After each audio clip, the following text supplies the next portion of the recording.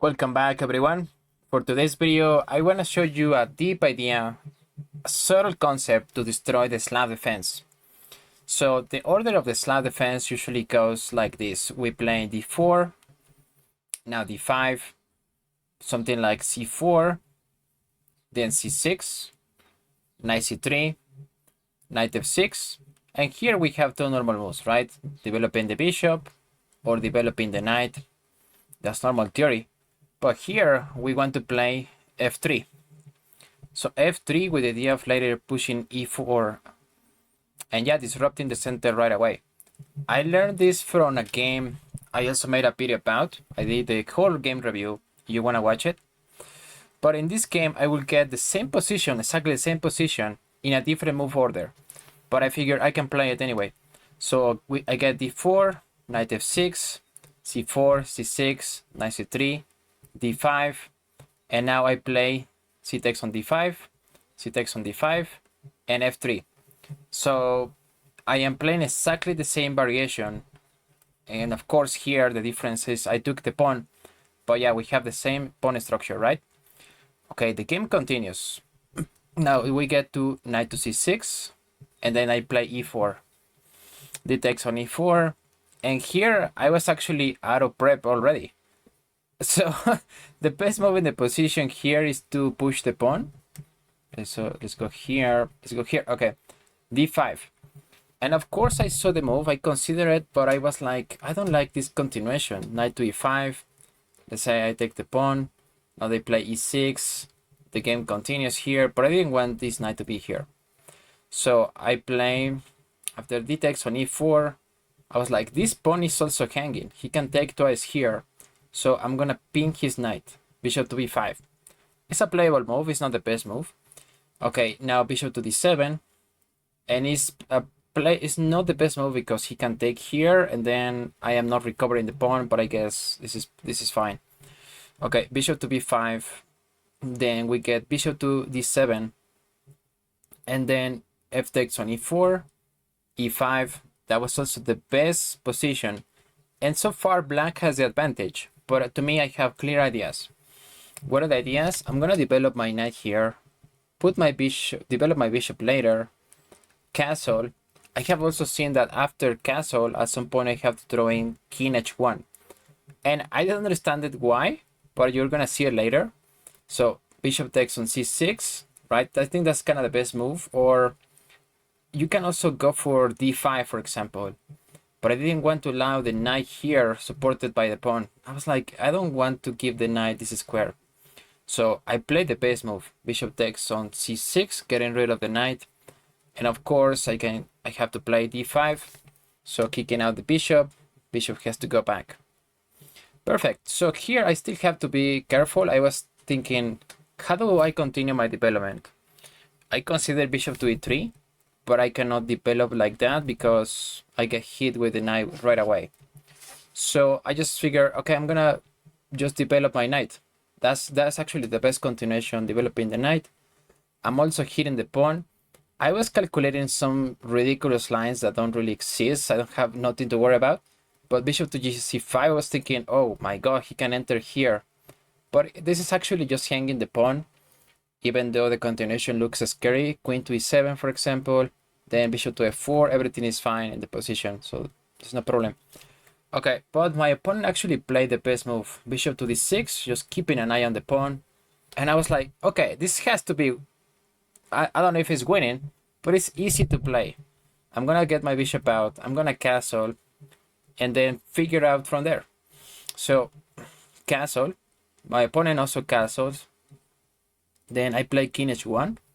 Why is this move important? Because the move I want to play is bishop to g5, right? But I was thinking, no, wait, this is just hanging my pawn. Even though the computer approves, the computer doesn't really care much about this. It's saying, okay, you're fine. If they take the pawn, you get rid of the knight, and queen takes. Okay, now you can hit the queen, and it gets very crazy. It gets really crazy game. I didn't want to go into something like this, so I like to play more solid. Then I just threw in king h1. Okay, just getting out of any ridiculous checks here in this position. the game continues. H6. Okay, now preventing bishop to g5 makes sense. Bishop to e3, stopping the bishop from coming into this action. Okay, b5. b5 also, it's a simple idea, right? A simple idea. Later they want to push b4, kicking out the knight that is protecting the pawn. So okay, I stopped that idea with a3. Now they go with queen e7, because at some point they want to push maybe a5 here, and this bishop is supported by the queen, right? Okay, now I go queen to d3. I figure I have to protect this pawn. I have to add another defender of this pawn. The computer is saying the best way is to go knight d2. It looks a bit passive to me. That's why I didn't like this move. I am activating my queen here, so yeah, there's no much downside to this move, is there? Now a6 is played. Okay, yeah, a5 for example is also playable, is the best move, but it's not super obvious, right? I think the opponent still has to calculate whether I can take. I cannot take, by the way, because bishop takes, for example, queen takes, and then it's scary because, well, he can play this. He can also just win the pawn right away. So yeah, I cannot take. Okay, he just play a6, protecting the pawn. Makes sense. Now I go with b4. And at this point, I have different options to play. For example, b4 is not even the best move. According to this computer, I don't know other computers what would say. Maybe knight h4 is fine. I consider something like rook f to c1, rook a to c1. And to me, conceptually, this queen and the rook are aligned on the same diagonal. So just applying a little bit of my geometry knowledge, I was like, at some point, what if he puts this bishop here and hits these two pieces? So I'm gonna move my rook first. So that's the idea first. b4, sorry, I play b4 first. And then rook f to c8. And now there's rook move I was talking about, right? Yeah, he's saying the computer, is this better? But yeah, then again, I didn't know. Probably the presence of this rook is better because maybe we can sack at some point. I don't know. Okay, but yeah, it just made sense to me. Rook f to c1, protecting. Rook a to b8. And I think the concept here behind rook a to b8 was maybe at some point I could have played something like this. Bishop to... Actually have it here. Wait. Okay, I have it here. Yeah, it was at some point I can play bishop to b6. Rook c to b8, for example, the other rook, and then I can play bishop to a5. I also calculated this line where you stop the pawn, but now my bishop is... how good is this bishop? Yeah, I don't know. Okay, let's go with this continuation. Right, rook f to c1. Then this idea is no longer available. Perfect. I go rook to a2, which is showing that this is kind of a mistake or a slight inaccuracy. Best move for white was to go knight to a2, but I wasn't sure about this endgame because here black is trading pieces, is trading all the rooks. Are we still? I am still playing for a win or just a draw? So I play rook to a2.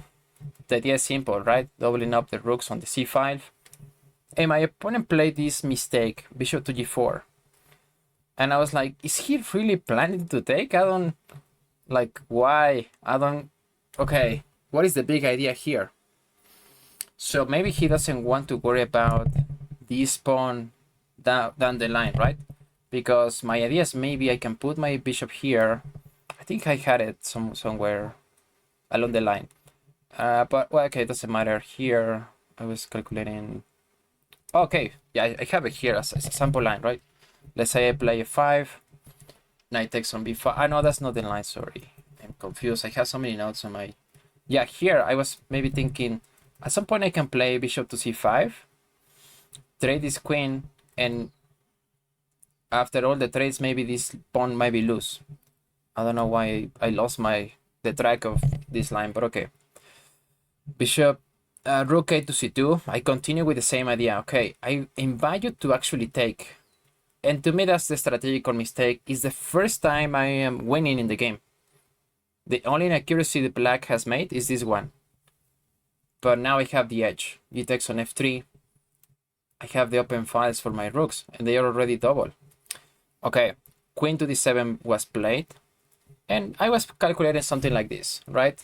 Maybe I can go here, and I should be completely fine in this position. So rook to g2 is played. Then knight to e2 is better. Okay, supposed to be better after queen g3, knight g3. Yeah, I should have nothing to worry about. Okay, rook to g2, and the threat is clear, right? Now I can take the pawn if the king doesn't move. So my opponent moves the king to h8. Now I bring the other rook into the game. He still has to respond, right? He still has to defend. Now knight to h5. We are cooking now. Knight to e2. Now is play because I am going to remove the defender of the king, right? Rook to c4, and I was like, no, what is this rook doing here? What is this idea? A better defense would have been something like this. Rook to g8. Okay, and now, or even queen h3. My opponent considered this in the game. After the game, he told me, oh, maybe I should have played something like queen g3. And the continuation, let's say I trade knights. The queen is still defending on this file. It's sad. It's a sad position for black, but I guess you can hold it. Okay, now rook to c4. That's playing the game. I don't know why. Then queen to d2. And again, I'm threatening this, right? I'm threatening this pawn. And if he, I don't know, let's say he plays something slow. Here takes. I'm winning here. This is checkmate actually, right? So yeah, I was calculating something like that. Let's continue with the game. What happened in the game? Rook c4, queen d2. Now my opponent played king h7. And I go, okay, this is not super difficult to find. I just have to remove this guy. Knight to g2. Knight to g3, sorry. He takes. He play f6. And that was like, what? The best continuation is to get g6. Yeah, this is hanging the pawn, but the game continues here. Okay. Now my opponent, he decides to go for this endgame where he's gonna be down the queen. So it's gonna be a queen and bishop versus rooks and bishop. I think if that was a completely open game, he could have a little more chances to draw the game. But it's difficult, right? Because you still have a lot of pawns and the queen has more flexibility than the rooks. Okay, we trade pieces. We trade the queens for the rooks. Now, by this point, I have burned a lot of clock. And I started to feel a little bit of pressure. Best move was to just give a check. King f7, for example, queen g4. But I decided to take the pawn. I decided to take the pawn instead with the bishop. Okay. Yeah, the game continues. It still keeps the advantage. Now queen to g2. And the endgame is completely winning. I still have to be careful, right? And other ideas don't work as well. Like I had to find the right idea here. For example, bishop to e3 is a bit slow. He can double up the rooks here. So that's not very good. I had to find queen g2. Yeah, I'm threatening to access here. He also found the best continuation. It's tricky. This is not super clear. I think most players would just take, oh, I'm gonna take here and win. No, this is losing, right? Because now he can give a check here on the back rank. I have to give up the queen. Takes. He takes my other piece. This is losing. So no, I cannot take this bishop. I was like, thank you, but no. Bishop to e3. Yeah, this is good. I'm still winning. Now he double up the rooks on this file, I guess with ideas of giving a check. Fortunately, my bishop is still protecting. So queen to g4. Queen to g4, here and here. I have two checks available. Rook to e8. Okay, I still have this check. And if he's not careful, I am winning the rook. So queen to h5, check. King e7. This is completely winning, right? And I was thinking for a while. I calculated for a long time, but I did not have the brains. Like I should have eaten brains for breakfast, but so d6 check is the best continuation, and I just didn't didn't have the energy to go for that. But okay, I gave the second best move, bishop to c5, given a check. Okay, I'm still winning, still keeps the advantage. King goes to d8, and now I give another check, because after the king moves, I can give another check, another continuation with the queen. King to d6, queen takes on f6, and now my opponent resigned on the spot. There is nothing to be done, and this is showing to be a mating 11 or mating 9. It's difficult to calculate even with computer, but yeah, this is completely losing. He's losing another piece anyway. Let's say he moves here, can even give a check. I win the bishop. So yeah, this is a sample line.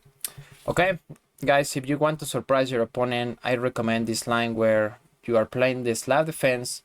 You take the pawn, they take here, and now you play the surprising f3 with ideas of e4. Alright guys, thanks for watching. Please comment, like, and subscribe, and I will see you in the next one. Take care.